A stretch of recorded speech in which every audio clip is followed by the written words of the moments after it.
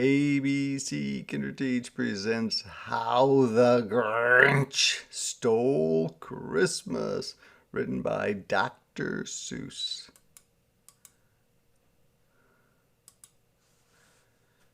Every who down in Whoville liked Christmas a lot. But the Grinch, who lived just north of Whoville, did not. Doesn't like Christmas. The Grinch hated Christmas the whole Christmas season. Now, please don't ask why. No one quite knows the reason. It could be his head wasn't screwed on just right, which means there's something wrong with him. It could be perhaps that his shoes were too tight. But I think that the most likely reason of all may have been that his heart was 2 sizes too small, which really means that he was not a very nice person, kind of grouchy all the time.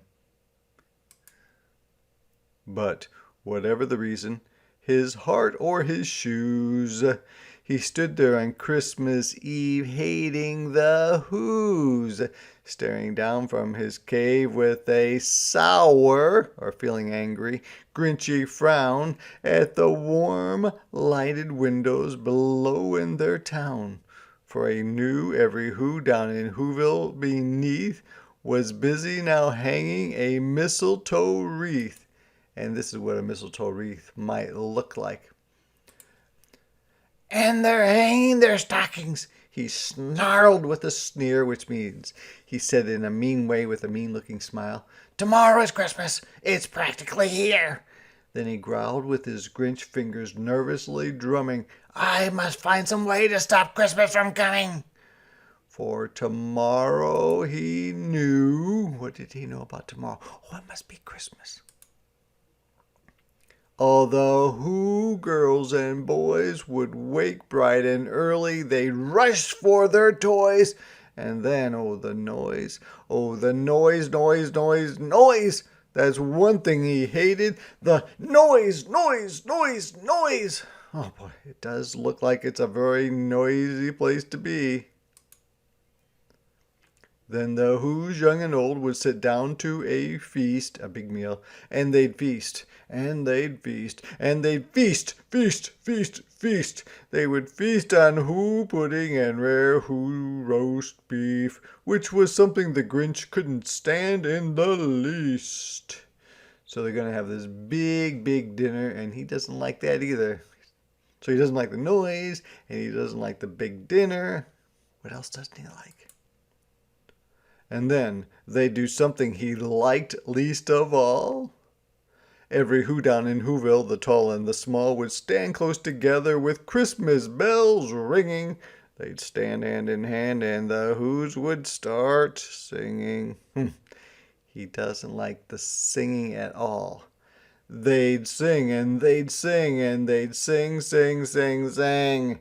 And the more the Grinch thought of this Who Christmas sing, the more the Grinch thought, "I must stop this whole thing. Why, for 53 years, I've put up with it now. I must stop this Christmas from coming, but how?" So what's he going to do? Well, we know, don't we? Because we know the story. Then he got an idea, an awful idea. The Grinch got a wonderful, awful idea. "I know just what to do." The Grinch laughed in his throat, which means he made laughing noises without opening his mouth. And he made a quick Santa Claus hat and a coat, and he chuckled, laughed quietly, and clucked, or said, "What a great Grinchy trick! With this coat and this hat, I look just like Saint Nick." I don't know if he looks just like Saint Nick, because he certainly doesn't look like him, right? "All I need is a reindeer." The Grinch looked around, but since reindeer are scarce, there was none to be found. Did that stop the old Grinch? No, the Grinch simply said, "If I can't find a reindeer, I'll make one instead." Uh-oh, poor Max. So he called his dog Max, then he took some red thread and he tied a big horn on the top of his head. Max does not look happy about this, does he? Then he loaded some bags and some old empty sacks on a ramshackle, kind of broken down, sleigh, and he hitched up old Max. Well, that's a lot of work for Max to do. Then the Grinch said, "Get up!" And the sleigh started down toward the homes where the Who's lay a snooze in their town. All their windows were dark, quiet snow filled the air. All the Who's were all dreaming sweet dreams without care. When he came to the first little house on the square, "This is stop number 1," the old Grinchy Claus hissed, and he climbed to the roof, empty bags in his fist. I think we know what's going to happen, right? Then he slid down the chimney, a rather tight pinch, but if Santa could do it, then so could the Grinch. He got stuck only once for a moment or two, then he stuck his head out of the fireplace flue. That's the middle part of the chimney, the hole in the middle of it, where the little Who stockings all hung in a row. "These stockings," he grinned, "are the first things to go." So he took the stockings first. Then he slithered, moved like a snake, and slunk, moved in a sneaky way, with a smile most unpleasant around the whole room, and he took every present: pop guns and bicycles, roller skates, drums, checkerboards, tricycles, popcorn, and plums. And he stuffed them in bags. Then the Grinch very nimbly, in an easy way, stuffed all the bags one by one up the chimbley. Then he slunk to the icebox or refrigerator. He took the Who's feast. He took the Who pudding. He took the roast beast. He cleaned out that icebox as quick as a flash. Why, that Grinch even took their last can of Who hash. He took every bit of their food. Then he stuffed all the food up the chimney with glee or happiness. "And now," grinned the Grinch, "I will stuff up the tree." And there's the tree. And the Grinch grabbed the tree and he started to shove, when he heard a small sound like the coo of a dove. He turned around fast and he saw a small Who, little Cindy Lou who was not more than 2. The Grinch had been caught by this tiny Who daughter who'd got out of bed for a cup of cold water. She stared at the Grinch and said, "Santa Claus, why? Why are you taking our Christmas tree? Why?" Uh-oh, what's he going to say? But you know that old Grinch was so smart and so slick, he thought up a lie and he thought it up quick. "Why, my sweet little tot," or child, the fake Santa Claus lied, "there's a light on this tree that won't light on one side. So I'm taking it home to my workshop, my dear. I'll fix it up there, then I'll bring it back here." And his fib fooled the child. Then he patted her head and he got her a drink and he sent her to bed. And when Cindy Lou Who went to bed with her cup, he went to the chimney and stuffed the tree up. Then the last thing he took was the log for their fire. Then he went up the chimney himself, the old liar.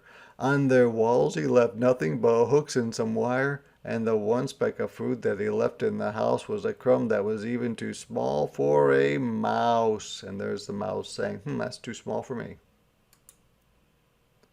Then he did the same thing to the other Who's houses, leaving crumbs much too small for the other Who's mouses. There's a crumb too small for the mouse. It was 1/4 dawn, which means it was just getting light out. All the Who's still abed, all the Who's still a snooze, when he packed up his sled. Packed it up with their presents, the ribbons, the wrappings, the tags and the tinsel, the trimmings, the trappings. And trappings is all the Christmas decorations. 3,000 feet up the side of Mount Crumpet, he rode with his load to the tip-top to dump it. So he's going to take it up here and he's going to dump it off the cliff. "Pooh-pooh to the who's," he was grinchiously humming. "They're finding out now that no Christmas is coming. They're just waking up. I know just what they'll do. Their mouths will hang open a minute or two. Then the who's down in Whoville will all cry boo-hoo." "That's a noise," grinned the Grinch, "that I simply must hear." So he paused, and the Grinch put his hand to his ear, and he did hear a sound rising over the snow. It started in low, then it started to grow. Do you think it's going to be boo-hooing? I don't think so. But the sound wasn't sad. Why, this sound sounded merry or happy. It couldn't be so, but it was merry, very. He stared down at Whoville. The Grinch popped his eyes, then he shook. What he saw was a shocking surprise. Yes, they're singing, right? Every who down in Whoville, the tall and the small, was singing without any presents at all. He hadn't stopped Christmas from coming. It came.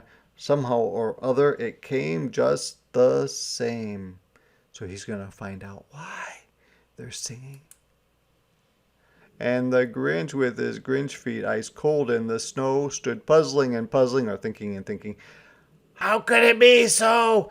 It came without ribbons, it came without tags, it came without packages, boxes, or bags."